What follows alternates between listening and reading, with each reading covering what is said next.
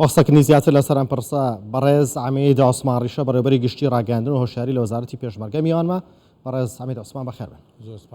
سپاس بۆ ئامادەبوونت. کۆبوونەوەی ئەمڕۆی شاندی وەزارەتی پێشمەرگە و سەرۆکوەزیرانی عێراق چی بوو، چی تیا باس کراوە؟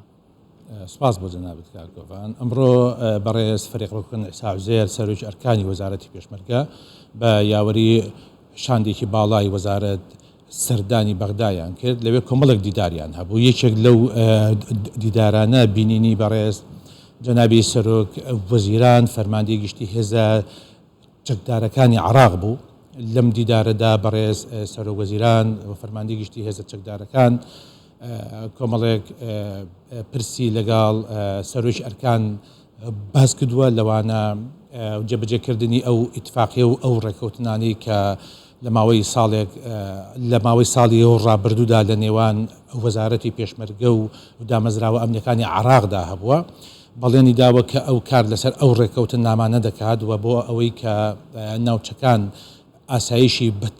ئاسایشی تەواویان تێدا بەرقەرار ببێت، کار لەسەر جێبەجێکردن و تەواوکردنی پرۆسەی هەردوو لیوا هاوبەشەکەی هێزی پێشمەرگە و سوپای عێراقی دەکات.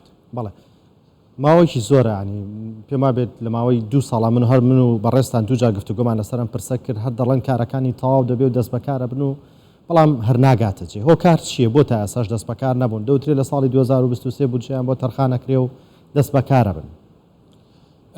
دوایین هەواڵ لەسەر ئەم دوو دیوایە ئەوەیە کە لە بودجەی 2023دا میزانی ئەم دوو دیوایە و چەسپاوە. پێشتر ئێمە گوتومانە ئاماژەشمان پێداوە کە تەواوی ئەو ڕۆتینیاتە ئیداریانەی لە ناو وەزارەتی پێشمەرگە و وەزارەتی بەرگری عێراقدا هەبووە کۆتایی پێهاتووە، تەنها ماوەتەوە بودجە لە ینی پارەیەکی زۆرە دەسەڵاتی حکوومەتی کاربڕێکرد نەبوو دابینی بکات. ئێستا کە حکوومەتێکی هەڵبژێردراو هەیە، بەڕێز فەرماندەی گشتی هێزە چەکدارەکانی عێراق بەڵێنی داوە کە ئەم کارە بە خێرایی ڕای بکات و هیچ بربەستێکی داراییشی نێتە پێش. بەڵێ چارەسەرکردنی پرسی بارودۆخی یەمنی بۆشای یەمنی لەو ناوچانە دوای دروستبوونی ئەم دوولیا هاوبەشە دەتوانین بڵین دەچێتە قۆناغێکی ترەوە بەرەو ئارامی زیاتر ڕوا؟ ئەم دوولیوە هاوبەشە بەشێکە لە تەواوکردنی پرۆسەی ئەمنی ئەم ناوچە هاوبەشانە. بێگومان ناوچەیەکی برفراوانە پێشتریش گوتومانە کە ئەم ناوچانە بە دوولیوە کۆنتترۆل ناکرێ، بەڵکو ئەم دوولیوایە دەبنە سەرەتایەکی زۆر باش بۆ دروستکردنەوەی متمانە لە نێوان هێزی پێشمەرگە و سوپای عێراقی و دامەزراوە ئەمنیەکان. بیرمان نەچێت لەوەتی بەڕێز فەریقڕوکن عیسا عوزێر هاتوتە سەر پۆستی سەرۆکی ئەرکانی وەرگرتووە.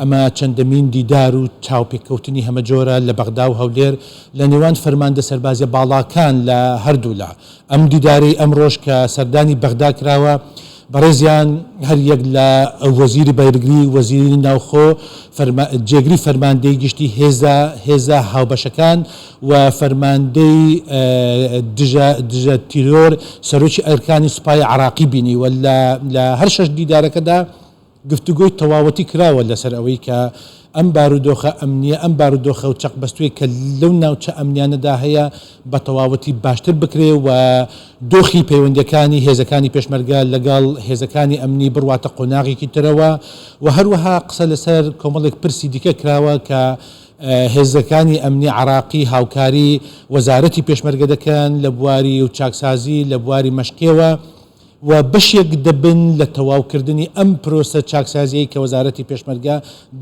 دەستی پێکردووە. بێگومانەمانە هەمووی هەواڵی باشن و تەواوکەری ئەم پرۆسەیەش دەبن کە پێشتر باسمان کرد پرۆسەی ئەمنی هاوبەشە. بەڵێ باسی بودجەی پێشمەرگە کراوە لەو دانیشتانە؟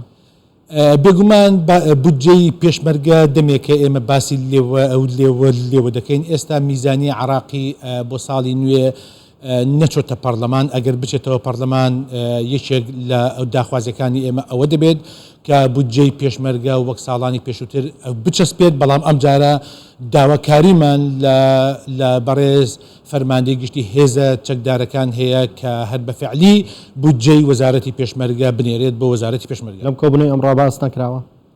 باس کراوە، ڕێی ئیجابی هەیە. کەواتە دەتوانین بڵێن حکوومەتی ئێستای عێراق بە نەفەسێکی کراوەتر کارەکە لەگەڵ هەرێمی کوردستان وەزارەتی پێشمەرگە بۆ چارەسەرکردنی و گرفتانەی لە ماوەی ڕابردووە هەبووە. وەزارەتی پێشمەرگە لەژێر ڕۆشنایی فەرمانەکانی بەڕێز سەرۆکی حکوومەتی هەرێمی کوردستان دەڕوات. بێگومان ئێوە هەمووتان گوێتان لێ بووە کە فەرمانەکانی جەنابیان ڕوونە دەیەوێت گفتوگۆی هەمیشەی لەگەڵ بەغدا بکرێەوە چارەسەری تەواوی کێشەکان بە پرسی پێشمەرگەشەوە چارەسەر بکرێت و پرسی پێشمەرگە بەشێکە لە کۆی ئەم پرسانی کە لەگەڵ بەغدادا هەیە بۆیە بەڕێز سەرۆکی ئەرکانی وەزارەتی پێشمەرگە جوڵەیەکی باش دەکات لەگەڵ دامەزراوی ئەمنی لە ناو عراقدا و دەشمانەوێت بە تەواوەتی تەواوی ئەو کێشە و گیر و گرفتانی کە لەگەڵ وەزارەتی بەرگری عراقی و لەگەڵ دامەزراوە ئەمنیەکانی عراقیدا هەیە لە ڕێگای گفتوگۆوە چارەسەر بکەین. بەڵێ باس لەوە کرد دروستکردنی دوولیا هاوبەشە بەشێکی زۆر لە گرفتەکانی ئەو ناوچانە چارەسەرەکات بەڵام کەمە. درێژی ئەو ناوچەیە ئەو سنوورە چەند کیلۆمەترەوە پێویستی بە چەند لیوایە بتوانێت بە تەواوی بیپارێزێت.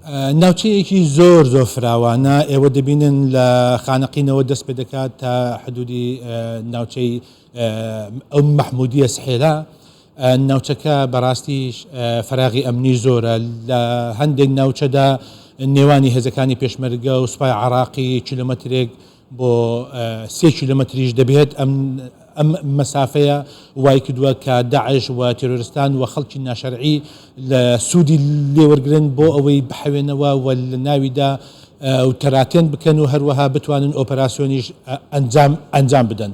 بۆیە ئەم ناوچەیە یعنی ناتوانانی تۆ بە تەحدید بڵێ مەساحەکەی چەندە چونکە فراوانە و زۆریشە. بەڵێ تا چەند کار لەسەرەوە کراوە پێداویستی سەربازی نوێ تەکنەلۆژیای نوێی سەربازی بۆ ئەو لیوانە تەرخان بکرێت بۆەوەی ئاسانتر بتوانن کارەکانیان بکەن. مەبەست لیواکانی وەزارەتی پێشمەرگەیە ئەو دوو بەتابەت و دوو لیوای کە دروست دەکرێەوە لیواکانی وەزارەتی پێشمەرگەش کە لەو ناوچانە ئەو دوو لیوایە تەجهیز و تەسلیحیان لەلایەن هێزەکانی هاوپەیمانان و بەتایبەتیش وڵاتە یەکگرتوەکانی ئەمریکاوە دەبێت و حکوومەتی عراقیش وەزارەتی بەرگری تەمویلی دەکات.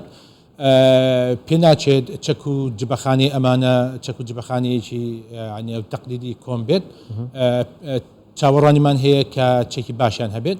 بۆ لیواکانی وەزارەتی پێشمەرگەش بەردەوام کۆمەک و هاوکاریەکانی هێزەکانی هاوپەیمانان هاتووە و لە بواری و لۆجستیەوە تاکو ئێستا تاکو حەدێکی باش توانای شارکردنی لیواکانی پیادەی وەزارەتی پێشمەرگە گەیشتوتە ئاستێکی باش بەڵام بێگومان نەقسمان هەیە لە زۆر بواردا. بەڵێ بەڕێز ئامێد عوسمان ڕیشە بەڕێوەبەری گشتی ڕاگەاندن و هۆشیاری لە وەزارەتی پێشمەرگە لە ستۆدیۆمیان بوویت. سوپاس بۆ ئامادەبوونتانەوە بۆ شرەفەکانتان. زۆر سپاس بۆ خێرات. سپاس.